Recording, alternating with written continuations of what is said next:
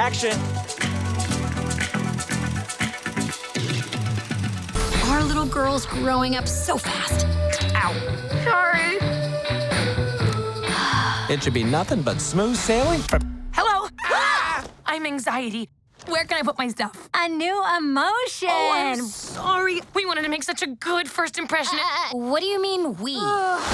Amy, thanks for joining me. Now, I've got a 12-year-old daughter who's turning 13, so I was watching Inside Out 2 last night thinking, relatable.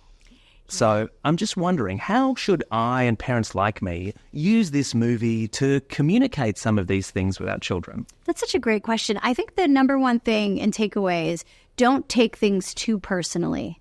I think that parents want to get in there and try to figure their kid out and get inside their head. And I think what this second film does is remind us that sometimes there needs to be a little bit of separation. You know, people need to start there and building their own, belief system and sense of self.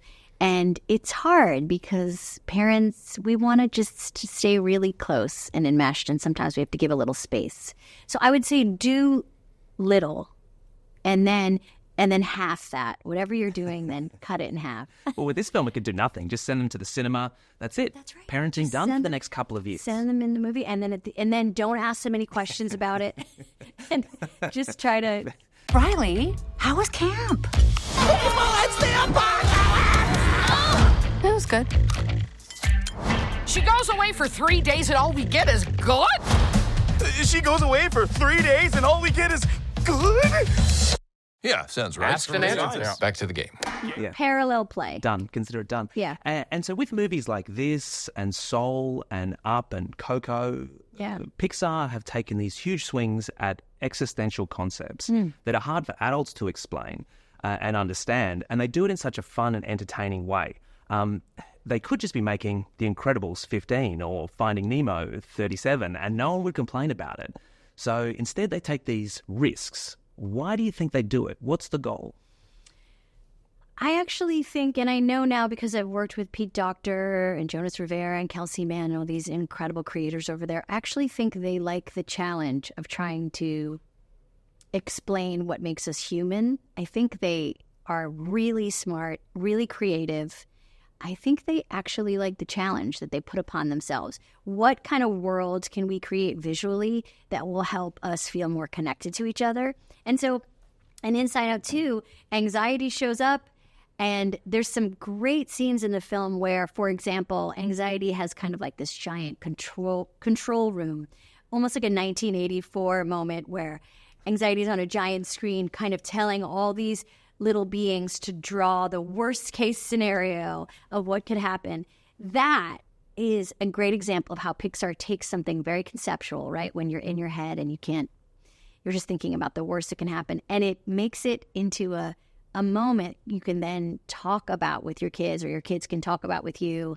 It's so good. I mean, the brain in our mind is still the unknown. Like it's still, the ocean or the sky. So they love to get in there. Yeah, I think they just love to torture themselves.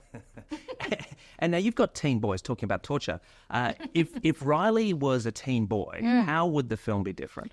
I don't know if there's anything particularly gendered in it. I feel like what it deals with more is your friends become very important as a teenager, and they're very influential in your life, and they really help shape what you care about.